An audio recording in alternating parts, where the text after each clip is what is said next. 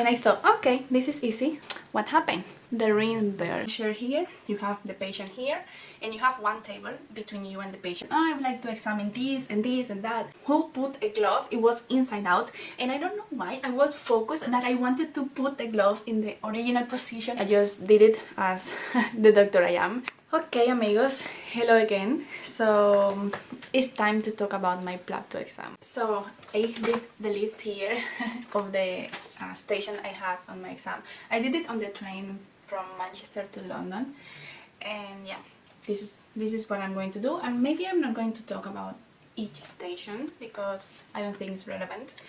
But yeah, I want to talk a little bit about my struggles during my exam because I don't know, maybe it can help anyone before the exam. And I can share with you some of the mistakes I made on my exam that maybe you can avoid it or maybe not, because some of the mistakes I made I heard from other candidates, and still knowing those things I made those mistakes. So I don't know, maybe it can help you, maybe not.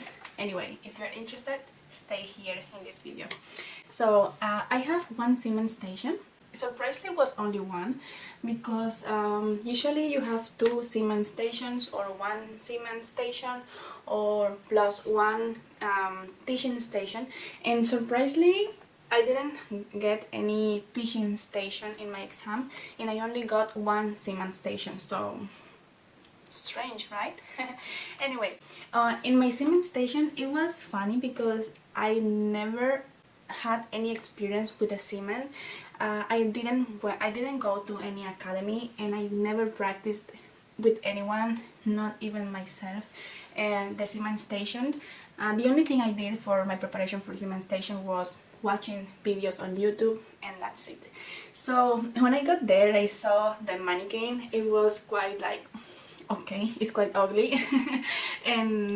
But yeah, the mannequin, maybe you know it, but it's quite realistic. It moves the eyes, open and close the eyes, and can speak, can breathe, and yeah, I think in terms of the mannequin you are not going to struggle too much. My struggle with the Siemens station, my Siemens station was anaphylaxis, and it was not even difficult.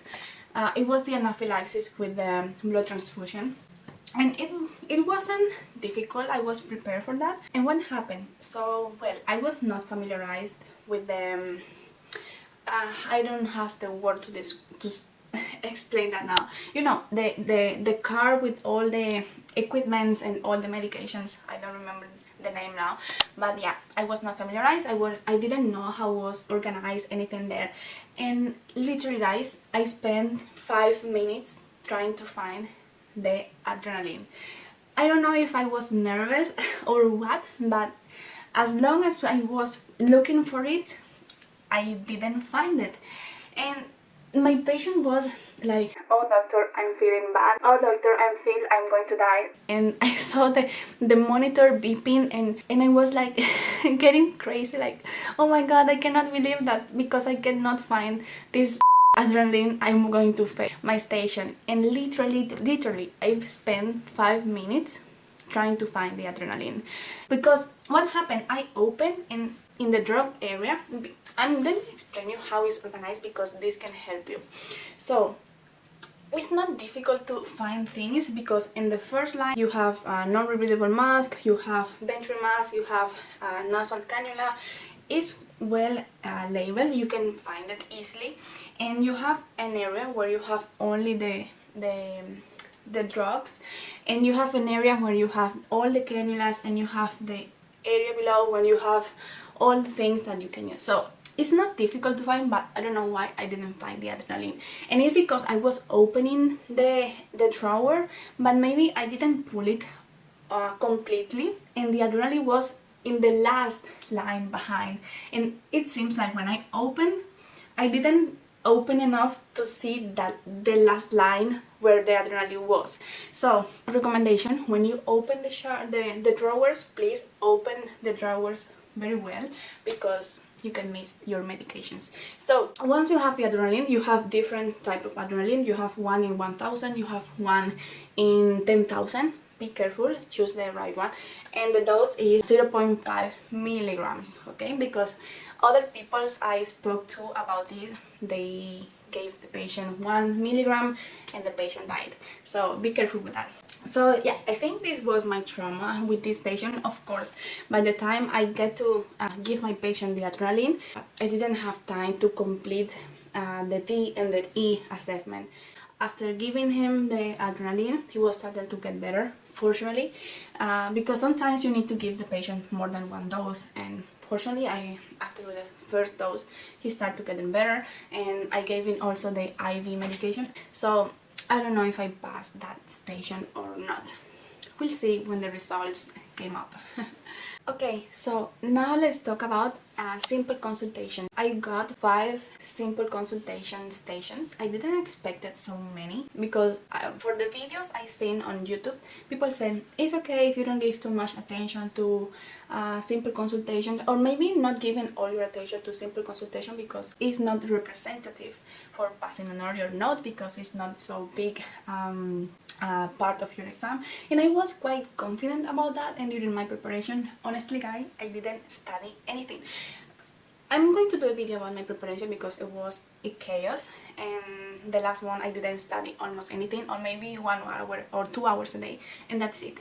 And as I didn't have time to prepare myself, I said okay, I'm going to give my attention to the rest of stations, and that's it, and I hope I pass.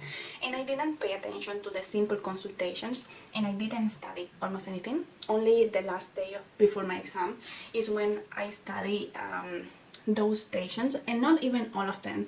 I only study, when I said studying, is I mean reading the notes, but not practicing. And of course I was not prepared for this exam at all. I would have liked it to have 3 months for practicing, but I didn't have that time. Anyway, let's continue. Well, from the things that came up, I only studied only one, was sleep apnea, and this one I find it relatively easy. Of course, I didn't have time to finish my management. I only got time to refer to the INT specialist, and I only had time to do some health and lifestyle recommendations. And yeah, because I think it was a combination of counseling, because the patient was also diabetic. So I did some counseling about that, and I also referred to the INT specialist, but I didn't have time even to tell him that I wouldn't recommend him to drive, nothing like that. I don't know if I passed that station or not. However, the other 4 stations, I didn't do it so well, I think. There was a station that I think is seborrheic dermatitis, but some people say it was psoriasis. I don't know if I did it right or wrong, I don't know. However, I treated it as a seborrheic dermatitis, but as I said, I didn't study this station at all. I just did it as the doctor I am, and I just did the recommendations I would do on a daily basis. The same way, hangover, headache, in the same way, I think I didn't manage this quite well. I could have done much better than that, for sure. And I had one station that was fall. I think it was after myocardial infarction. Again, about this, I didn't have time enough to give appropriate management, so I don't know if I passed or not this station. And there was this one, atrial fibrillation. This one was my first station in the exam. Oh my god, I was so, well, inside of the room I was not that nervous, but before that I was shaky. But once I entered the room, I was surprisingly calmed, but I don't know, I managed so bad. But imagine that when I got to the part when I sent the patient, oh, I would like to examine this and this and that, and they give me, the results of those examinations were in a table in front of me, because you are sitting in the exam, you have one chair here, you have the patient here, and you have one table between you and the patient, and most of the stations is like that, and the examiner is on your right or your left, depending on how it's organized. So you enter the room, imagine you enter the room, and you have the chair here, the patient is in front of you, and the table is here, and the examiner is right there. So sometimes once you enter the room, the first thing you see is the actor, and that's it. So what happened when I entered? I was like watching directly the actor. I was intimidated, so I sat there, I started asking questions, and everything was relatively well. And when I got to the part when I sent the patient, I want to examine this and this and this, and he told me, oh, okay, it's right there. And I watched the table, and I read the laboratory, and everything was I think it was fine. I don't remember right now. And what happened, I didn't see the ECG, and I continued asking the patients questions. I don't know, I don't remember right now. A couple of days passed already after the exam, and when I was without knowing what else to ask, I watch again down, and I see the ECG, and I was, oh, I'm sorry, I apologize. And I start watching the ECG, and is when I found that the patient has an arrhythmia, and I only got to tell that, oh, you have an arrhythmia, and that at that time the ring bell sound. So yeah, I had to leave the room, and I finished my station saying that. So this station probably I failed. So about this, did I pass any of those stations? Honestly, I don't know. We'll see. So I have two combined stations. One of them was frozen shoulder, and the other one was rectal examination. Rectal examination. I think rectal examination was my second station, and I got frustrated after this station because it was an easy station, and I'm sure I was prepared for it, or maybe not prepared, but I know I would have done much better this station because it was easy. It was a prostate cancer, and what happened, guys? Please, once you enter the room, my recommendation is watch around the room. Take a look to all the room. Don't go directly to, because they know they are smart, and they do this on purpose because they want us to make our life a little bit difficult. So what happened when you enter the room? As I said before, you see, the first thing you see is the patient, and sometimes in this specific station, it was organized in a specific way where you enter the room. Imagine, I don't know how to explain. So you enter the room. On your right is the actor. On your right is the actor, and in front of you, just right in front of you when you enter the room, is the examiner. So if it's your first or your second station, you're going to be intimidated by the actor, by the examiner. And what happened with me is, what I was there with the actor, with the examiner. This is the door don't open completely, and the chair is right here. So the only thing you manage to do is to watch the examiner, to introduce yourself, and to sit. And that's it, is what I did. And I start asking questions, and I thought, okay, this is easy, I can with it. And I start asking questions, everything was beautifully. And what happened? 2 minutes bell. I was saying this phrase that I would like to examine you, I would like to perform the rectal examination, if that's okay with you. And the actor was asking, what is that, doctor?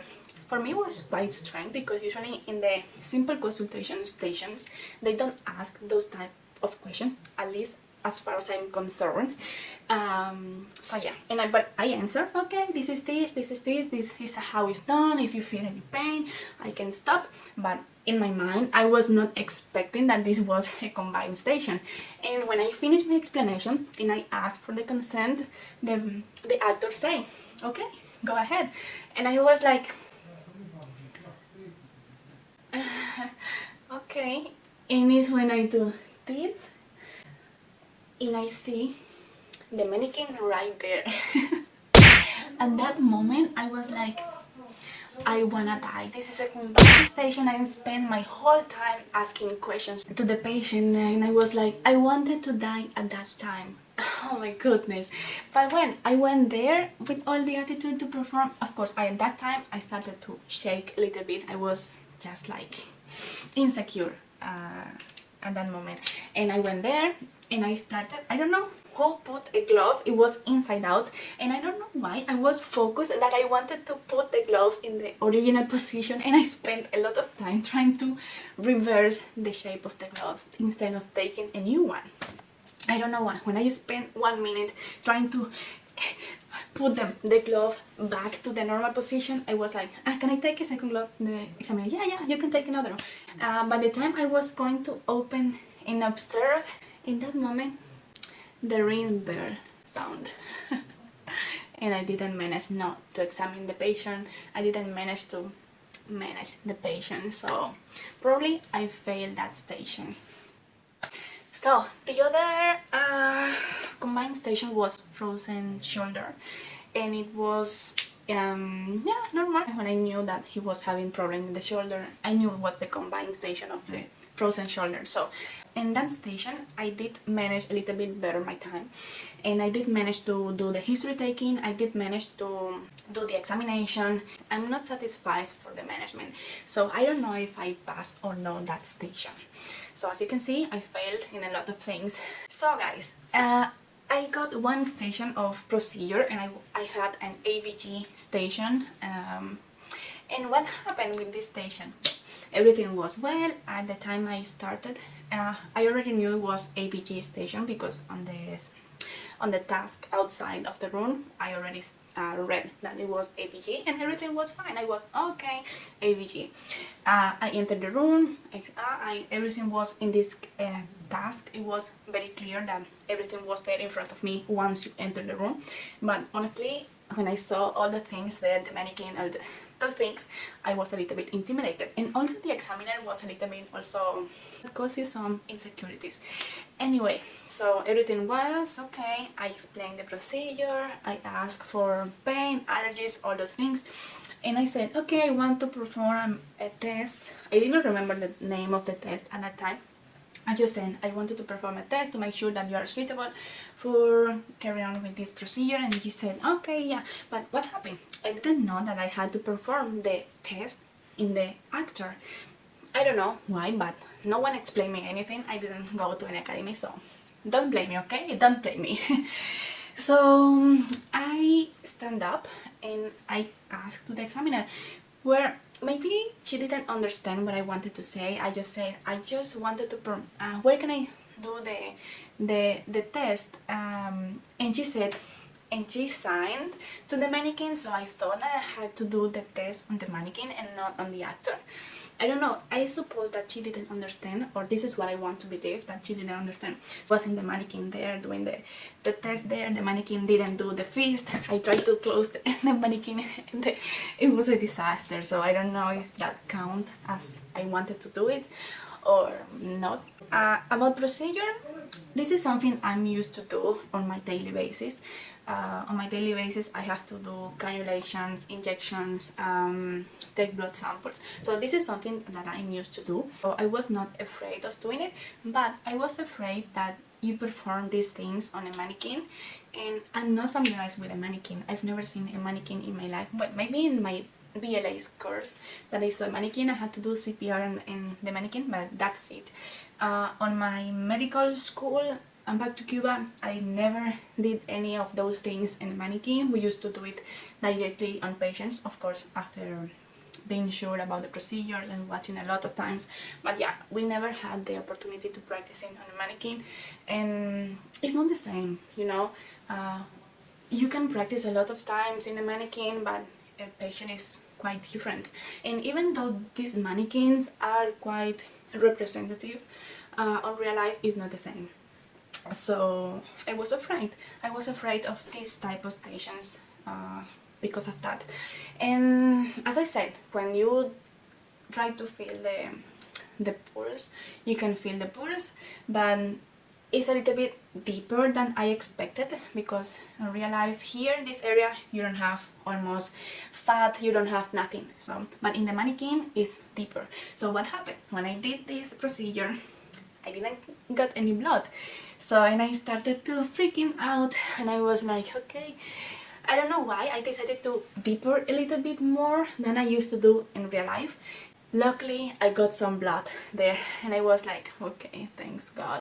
what happened also, I forgot to warn the patient that I was going to put the needle. I was just focused and nervous for not failing that thing, that I just put the syringe there and I forgot to warn the patient that I was going to insert the needle. And when I do this, the patient is saying, ouch, I didn't expect that. And I was like, oh. I was like, oh no, oh, what do I do now? And I was, oh, sorry. So I did two big mistakes in this station. I don't know if it's I can fail because of that. I don't know, but I'm afraid. So I had one prescription station in my exam. It was an easy station, it was prom, but I'm sure I failed it. So what happened? I was so nervous at that time. I don't know why, but I was nervous. I entered the room and my hands were shaking. That was my third station, the prom, and I was shaking. You have their paper with sticker with the name of the patient or the general information that it is supposed to help you to save time. But what happened? My nails were cut at that time, and I was not able to detach the sticker from the paper, so I wasted a lot of time trying to do as more as I was trying to do it, I got more nervous. Okay, I got the stick, I put the stick and I continued writing, but what happened? I made a mistake and I could not continue because I thought if I continue writing, probably I'm going to fail my station. I decided, okay, and I was quite advanced. At that time, I already wrote all the general information, I wrote the antibiotic, and I was writing betamethasone. And what happened? I made a mistake and I had to start again. And what happened? Well, I didn't have time to complete my station. I didn't complete the general information. I mean, it was a disaster. I know I failed that station and I felt sad, but I tried to keep calm and I said, okay, Liana, this is one station, just continue. But that time I already had failed the atrial fibrillation station and was wrong, and I was like, okay, one bad, a second one bad, the third one also bad. I had like heel down in my emotions. I was like sad, but I was like, okay, you still, these are only 3 stations, you still have time to recover and pass your exam. And I tried to gain strength and I continue with my exam. So I got 2 counseling stations. I got one, it was easy, chlamydia eye infection. This one, I think this one is the station I feel most proud of. It was my last one, but that time I was already relaxed that it was the last one. I felt like, okay, finally this is getting over. And you know, the actor was quite nice, the examiner also was quite nice, and I felt calm in that station.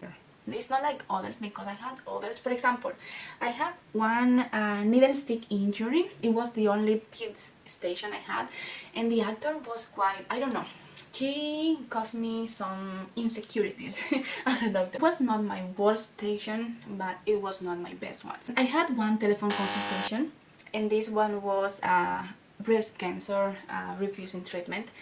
It was not difficult, the same as before. It was not my best one, it was not my worst one. Okay, moving on. I got one angry patient station. This one was a combination of angry patient with a little bit of counseling, because the patient was angry because he was waiting 3 hours in the waiting room. But what happened when I told him that I was sorry, I was going to investigate and all those things about angry situations, he was wanted to go back home and that's it.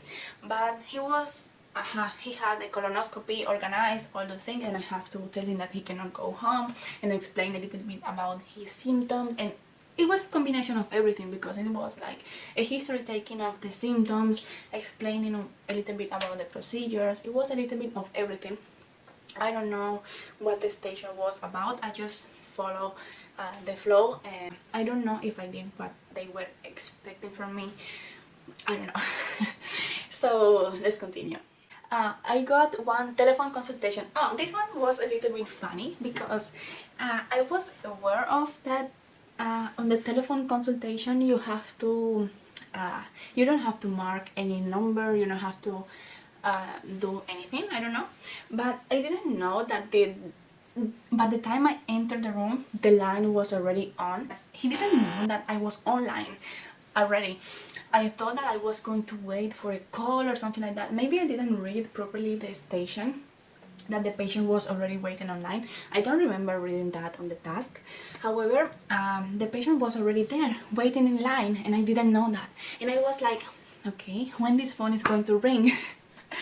Do I have to mark any number? I didn't have the option. But the funny thing is that I saw that the clock was moving, and I was like, it was like it wasn't a call, but I didn't hear anything. Everything was silent, and I was like, what do I do now? Honestly, I spent more than 1 minute, I think, almost 2 minutes, waiting for the line, and I thought, okay, the time is going and I'm wasting time here. It's not possible. It has to be something wrong here. It was almost 2 minutes that I waste there waiting for something to happen, and nothing happened. And I watched the examiner, and he didn't tell me anything. So bad person. He didn't say anything. It's incredible. And I said, okay, what can I do? When I did some noise, like, okay, what can I do? Okay, what should I do? I think I said something like that, and the patient, hello, is there anyone there? Oh yes, I'm here, I'm Dr. Lilianet. Is this Mrs. Yes, it's me. Okay, and then we start the consultation. Luckily, this was an easy station, and I had time to finish my station. Did I do it right? I don't know. Did I miss anything? Probably, because I was nervous. Was it enough to pass? I don't know. Only the time will say that. So it was funny. Now I'm laughing about that, but at that time I was dying inside. So now my last station was an LGBTQ station, I think. It was this station where the person suffered from harassment in the workplace. That's it. I don't have anything relevant to say about this station. So it was not my best one, and was not my worst one. So yes, guys, this was everything about my exam. I'm a little bit confused. I don't know if I passed or not. I know I made a lot of mistakes, but I don't know if those mistakes I made were enough for failing my exam. Honestly, I think I didn't pass based on my performance, and based on what I think, and based on what I would have liked to perform on my exam. I'm not satisfied at all. I think I can do much better, and I think that if I do it again, I can do it much better, because now I have the experience about how plab 2 exam is. I never did a mock exam, a physical mock exam, because I took a mock exam, but it was online and were only 6 stations. I will talk about that in another video if you want, and it's nothing like that. So yeah, guys, this is my experience with my plab 2 exam. I will do another video when I got my result, so if you want to know if I pass or not based on the mistakes I made here, just subscribe to my channel so you don't miss that video and the other videos I'm planning to do about my plab 2 preparation. So this is everything for now, so see you in the next one. Bye.